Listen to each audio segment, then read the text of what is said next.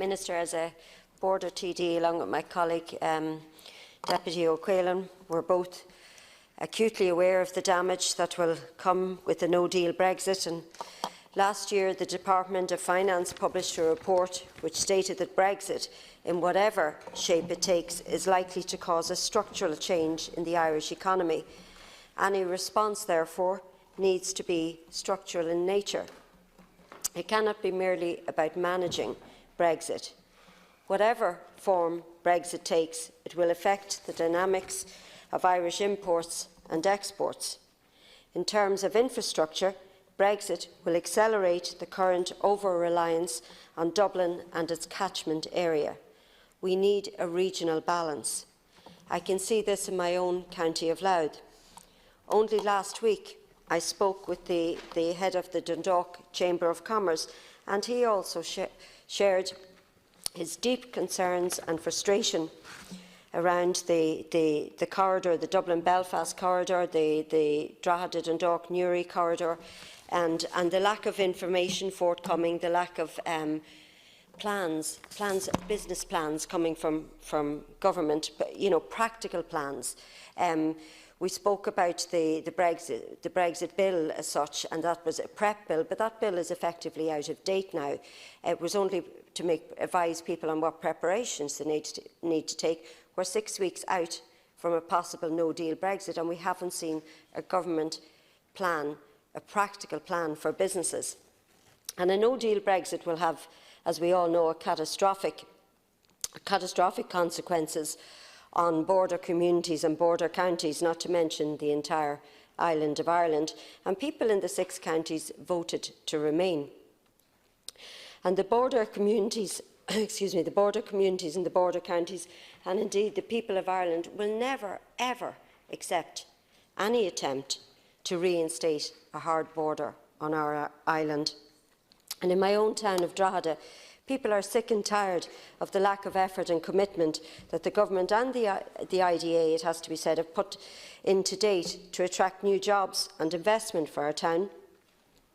As one example, when Coca-Cola announced a review of its operations in January, I had contacted the Minister, asking her to do what she could to intervene and try and save the jobs, and to no avail. And just last week, US firm MTI closed their Irish headquarters office in Drogheda after just 2 years. So we need to see and feel the real benefit of both the government and the IDA's focused attention being put not just on Drogheda but all along border counties. And I'm disappointed but not surprised by the lack of progress from the IDA so far, it has to be said.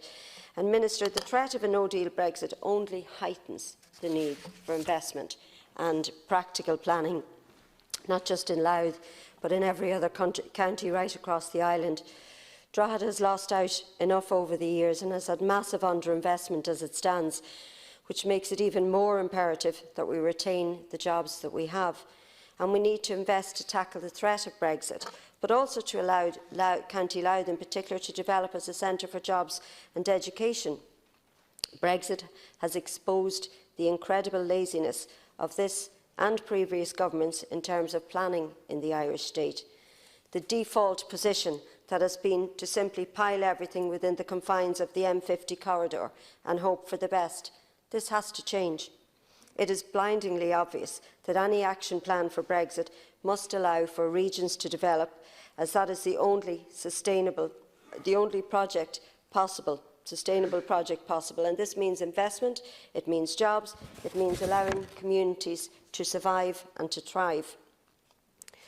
This means a future for the main streets of our regional towns, just like Dundalk and Drogheda, and we know that Brexit will be used by yourselves in government and indeed in Fine Gael or Fianna Fáil to withhold investment where it is most needed. And you'll do this because you're not interested in public service, but private profit for the well-connected.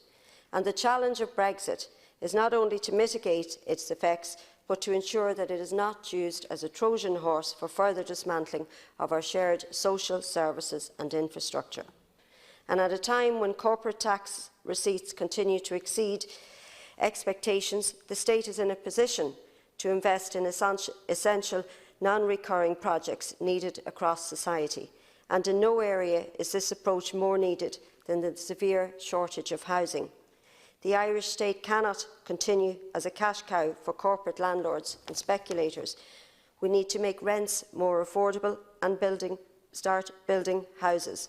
Education and research are key to future productivity and growth, and we need a jobs and investment plan from the IDA that is more regional in scope than what exists today.